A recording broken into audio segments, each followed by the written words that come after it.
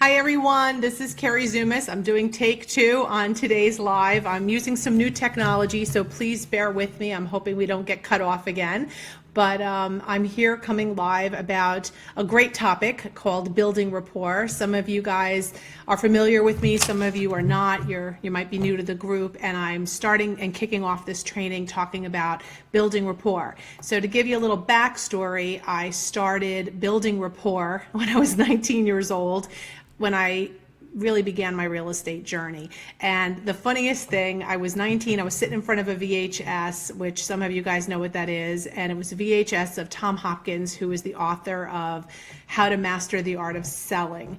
And he was my introduction into personal development when I was 19 years old, and then I moved on and I got to know some of the other giants out there like Jack Canfield and Tony Robbins. And through my journey, I have always try to learn more and more about communication and how we best communicate with people and connect with them quickly.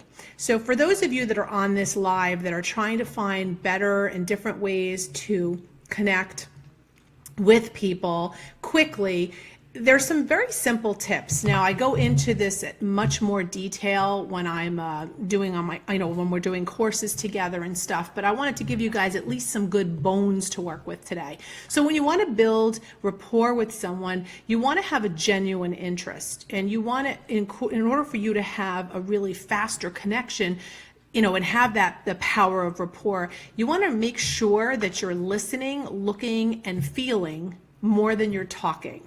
And that's the key. A lot of people think, oh, I'm going to build rapport, so that means I need to talk a lot, or they're looking for common ground through words, or like, oh, this person and I have this much in common or that much in common. And sometimes you find out that you have absolutely nothing in common with the person through words. So what we learned, and when I was studying neuro-linguistic programming and becoming a certified practitioner, some of the stuff that I really got to dig in with is that beyond words, when you really want to find some common ground and you want to have a quicker connection with someone, you want to understand that the average person really likes someone that they believe is like them or like how they want to be, if that makes sense to everyone.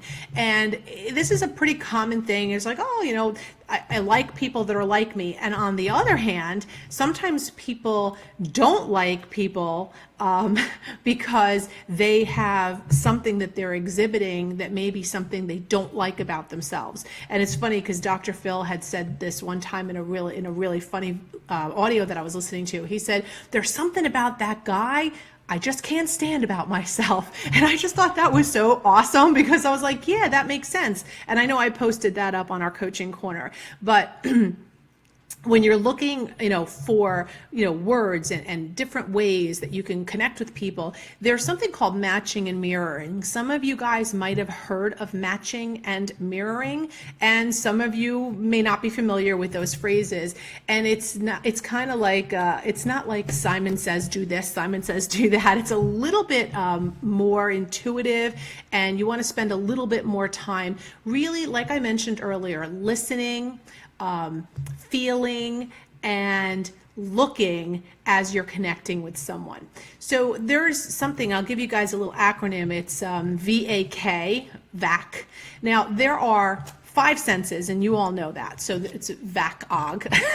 So it's visual, it's auditory, it's kinesthetic, olfactory, and gustatory, which is the smell and the taste. Now, generally, when you meet someone, it's going to be difficult to build rapport with them on taste. You're not going to be licking people, and also smell. Although sometimes, I don't know about you guys, but you remember there was a big rage for the pheromone colognes, and the reason there was such a big rage for the pheromone colognes is because people connected on that base level through smell. But what we're going to focus on for the next few minutes is on the visual, the auditory, and the kinesthetic connection. So when you're trying to match and mirror somebody, again, you're not mimicking them, but you're trying to gather a connection and build that trust quickly.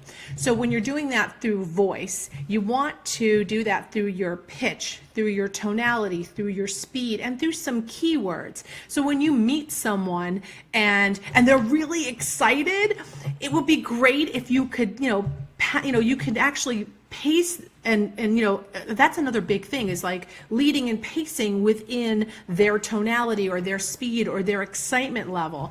And I know for some of you guys that are in a sales field, you know how strange it is when you meet somebody and maybe you have a more reserved tonality and they're in your face and you actually start to back away.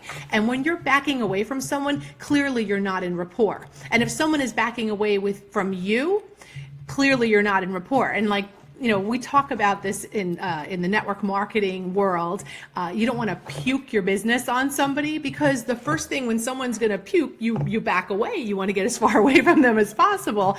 And that's really when you want to use that sensory acuity. You really want to be tuned in and watching their body language, as well as listening for those keywords. So when we're talking about an auditory connection, you want to think about what kind of words are they using, their descriptives, and you want to be able to feed that back to them. So if somebody was looking for a house and they said, I'm looking for a vast property, you don't want to go back to them with, yep, I know some large properties, because maybe large and vast don't mean the same thing. So when you're dealing with someone, you want to really tune in on their keywords. And as far as visual, you can also do that with gestures. Now, it doesn't mean if they scratch their nose, you're going to scratch your nose, but I will tell you that people, they lean in a certain way, they shift their body a certain way, and when you do some matching and mirroring, again, it's just trying to be in alignment with that person's physicality, with their kinesthetic connection. And also proximity. Proximity is big. Now, many of you have heard of the 3-foot rule, and some of you think of the 3-foot rule, and that means I talk to everybody within 3 feet of me, but there's another 3-foot rule, which is the level of comfort and how close you can get to someone that you do not know well. And when you're looking for those types of cues, you really want to notice, and you could practice this when you're out and about just to really get a feel for it, just how close does someone need to get into your personal space before you start to back away. And that's another part of the pacing and leading. So when I'm engaged in a conversation with someone, it's an automatic, when I feel connected to them, to lean in closer and really be intently capturing the moment and the conversation. And sometimes people do that when you're not ready. That will break rapport. So your posture, your proximity, and in some cases even touch. Some people are touchy-feely, and those types of people, they may touch you on the arm, or they may, brush something out of your hair. And one of the things that I noticed when I was teaching cross-cultural communication is you need to be very, very aware of what is and what isn't appropriate in other cultures. So I know we do a lot of different businesses on this coaching corner. So that's really, a little bit about what I wanted to talk to you guys about, was being aware, really sharpening your sensory acuity, being aware of keywords that people use. When someone processes on an auditory level, they say things like, you don't hear me, or listen to this. And if someone is processing more on a I'm sorry, did I say, yeah, I said auditory, right? Okay, good. Just want to make sure I'm in the right place, because I really had no notes on this part.